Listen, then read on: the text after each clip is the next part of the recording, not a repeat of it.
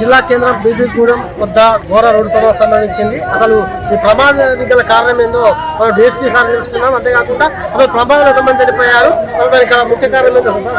నమస్తే సార్. ప్రమాదం ఎలా జరిగింది, చనిపోయింది? ప్రమాదం ఇది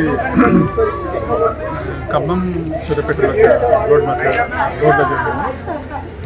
ఇది బస్సు కార్ ఆపోజిట్ డైరెక్షన్లో డాష్ ఇచ్చుకోవడం వల్ల అక్కడికక్కడనే ముగ్గురు చెప్పడం జరిగింది. ఒక 7 మంది ఇక్కడ 8 మందిని ఇక్కడ సారీ 8 మందిని ఇక్కడ షిఫ్ట్ చేయడం జరిగింది. మొత్తం అందులో 11 మంది ప్రయాణిస్తారు. 4 పెద్దలు, 7 చిన్న పిల్లలు. అక్కడ 2 డ్రైవింగ్ చేస్తున్న అతను ప్లస్ భార్య, అతను కూతురు చనిపోయింది.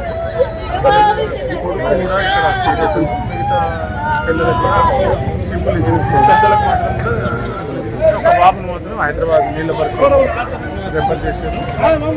యాక్సిడెంట్ అక్కడ సీన్ బయట మాత్రం అది బస్సు కొంచెం రైట్ సైడ్ రావడం వల్ల ఇది కనిపిస్తుంది. మొత్తానికి బస్సు డ్రైవర్ నెగ్లిజెన్స్ వల్ల సెంటర్ ఫాస్ట్గా ఉన్నట్టు అనిపిస్తుంది కార్ డ్రైవర్. ఏదేమైనా ముగ్గురు చనిపోయారు. అక్కడికి సీరియస్ ఉంది. మిగతా వాళ్ళకి ముఖ్యంగా చెప్పండి, ఈ ప్రమాదాలపై మీరు వాడడానికి ఏం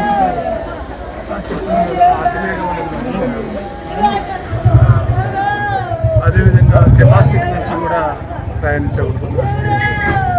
ముఖ్యంగా కొందరు అంటున్నారు. అదేవిధంగా మద్యం దాగి కూడా డ్రైవింగ్ చేయకూడదు. ఇది ముఖ్యంగా ఏదేమైనా ఒక మామూలు స్పీడ్ ఉంటే ఇంత యాక్సిడెంట్ అయ్యేది కాదు. వేగం వల్ల అయిందనిపిస్తుంది.